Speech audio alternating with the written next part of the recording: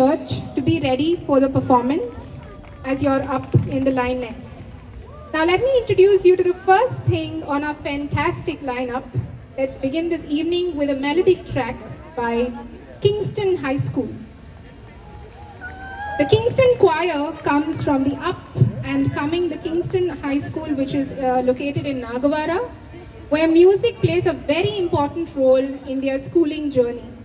The Kingston Choir consists of a 45-member choir of young talented singers and musicians eagerly waiting to perform their very own chorale Christmas medley. We hope you enjoy. Please put your hands together for Kingston School Choir, who have a beautiful medley of Christmas carols to share.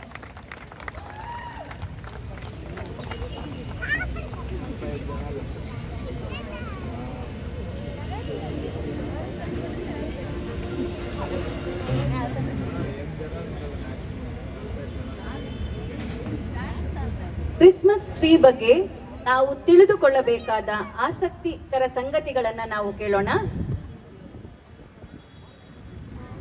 ಮೊದಲು ಈಗ ನಮ್ಗೆ Christmas ಟ್ರೀಯನ್ನ ಹಾಕ್ಬೇಕಾದ್ರೆ ನಾವು ಅಂಗಡಿಗೆ ಹೋಗ್ತೀವಿ, ಹೊಸ ಹೊಸ ಟ್ರೀಗಳನ್ನ readymade ಟ್ರೀಗಳನ್ನ ತೆಗೆದುಕೊಂಡು ಬಂದು ಮನೆಯಲ್ಲಿ ನಾವು ಇಡ್ತೀವಿ. ಆದ್ರೆ ಹಳೆ ಕಾಲದಲ್ಲಿ ಕ್ರಿಸ್ಮಸ್ ಟ್ರೀ ಅಂದ್ರೆ ಅವರು ನಿಜವಾದ ಒಂದು ಮರದ ಕೊಂಬೆಯನ್ನ ಅವರು ಕತ್ತರಿಸ್ಕೊಂಡು ಬಂದು ಅದನ್ನ ಮನೆಯಲ್ಲಿಟ್ಟು ಅದನ್ನ ಅಲಂಕಾರವನ್ನ ಅವರು ಮಾಡ್ತಾ ಇದ್ರು.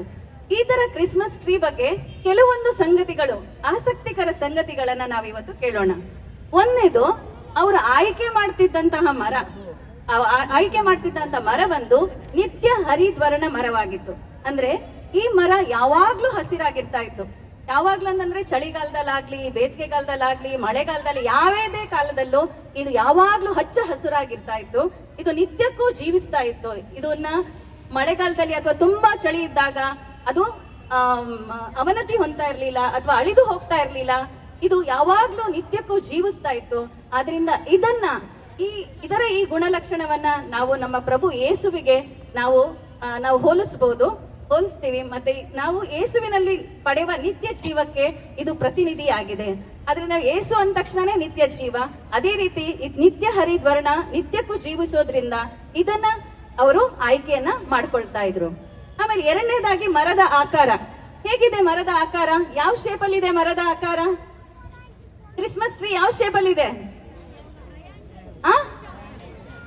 ಕೇಳಿಸ್ತಾ ಇಲ್ಲ? ಟ್ರಯಾಂಗಲ್. Yes, very good. ಅದು ಒಂದು ತ್ರಿಕೋನ ಆಕಾರದಲ್ಲಿದೆ. ಇದು ತ್ರಿಕೋನ ಅಂದಾಗ ಇದು ಏನನ್ನ ಪ್ರತಿನಿಧಿಸುತ್ತೆ ಅಂದ್ರೆ ತಂದೆ, ಮಗ ಮತ್ತು ಪವಿತ್ರಾತ್ಮರನ್ನ, ಪರಮತ್ವಿತ್ವವನ್ನ ಇದು ಪ್ರತಿನಿಧಿಸುತ್ತೆ. ಆಮೇಲೆ ನೀವು ಮರದ ಕೊಂಬೆಗಳನ್ನ ನೋಡಿರ್ಬೋದು. ಯಾವ ಕಡೆ ತಿರುಗಿದೆ ಮರದ ಕೊಂಬೆಗಳು? ಮೇಲ್ಮುಖವಾಗಿದೆ. ಅದು ಮೇಲ್ಗಡೆ ಸ್ವರ್ಗವನ್ನ ನೋಡುತ್ತಾ ಸರ್ವೇಶ್ವರನನ್ನ ಸ್ತುತಿಸುತ್ತದೆ ಅಂತೇಳಿ ಅವರೆಲ್ಲರೂ ನಂಬ್ತಾ ಇದ್ರು. ಈಗ ಅವ್ರು ರೆಡಿ ಆಗಿದ್ದಾರೆ. ಓಕೆ.